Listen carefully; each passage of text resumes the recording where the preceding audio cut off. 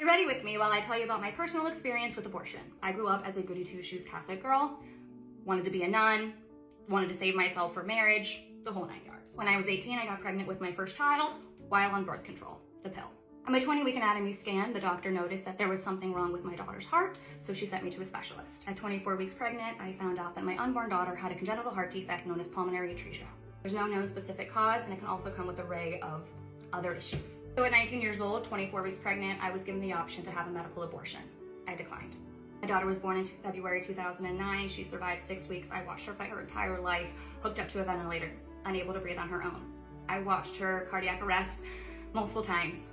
I watched her be life-flighted. I watched her have a stroke. I spent many hours waiting while she had numerous heart procedures. She was a very strong fighter, but she passed away at 6 weeks old. I buried my firstborn daughter when I was 19 years old. At 20 years old, I was still on the birth control pill, started in a relationship, soon found out I was pregnant. He wanted me to have an abortion. Absolutely not. How could I do that? How could I kill my baby after I already put one in the ground? So I kept my baby and stayed in an absolutely abusive relationship for 1.5 years until he almost broke my jaw and I left when my baby was 5 months old. As a single mom at 21 with no help from the father because he lived in a different state, child support couldn't go after him, I busted my ass getting my license as a nurse's aide and wiped butts 24/7. A short time later, when my daughter was 9 months old, I ended up receiving an IUD as a form of birth control, and I dipped my toe back into the dating pool.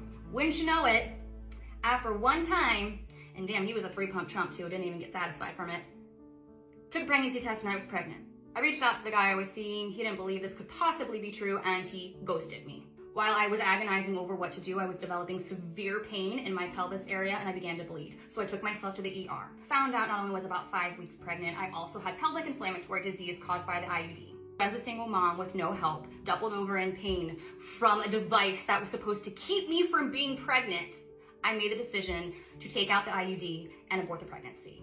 It's a decision I still think about, but I do not regret it one bit. It is what I needed to do, not only for myself, but for my 9-month-old daughter.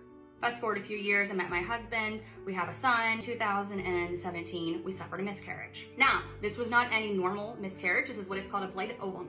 I was pregnant, my husband's sperm fertilized my egg, and my body was growing a baby. However, call it a fluke, call it God's damnation for choosing to have an abortion years prior, even though I was pregnant, no baby ever formed, and it was an empty sac.